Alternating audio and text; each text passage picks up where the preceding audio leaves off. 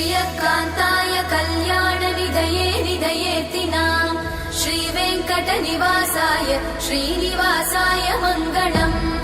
लक्ष्मी सविभ्रमालोक सुभ्रूविभ्रमचक्षुषे चक्षुषे सर्वलोकानां वेङ्कटेशाय मङ्गलम् श्रीवेङ्कटाद्रिशृङ्गाग्रमङ्गलाभरणाङ्गये मङ्गलानां निवासाय श्रीनिवासाय मङ्गलम् सर्वावयव सौन्दर्य सम्पदा सर्वचेतसां